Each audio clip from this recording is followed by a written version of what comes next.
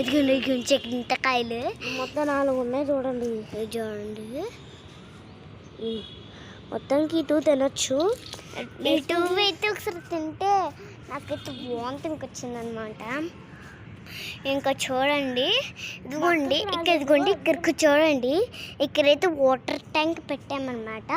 అంటే ఇది ఎందుకందంటే ఇక్కడ ఏదైనా కానీ వాటర్ పడిపోతాయి. కాకిలు ప్యాళ్ళు వేసింది ఇక్కడ పేలేదండి.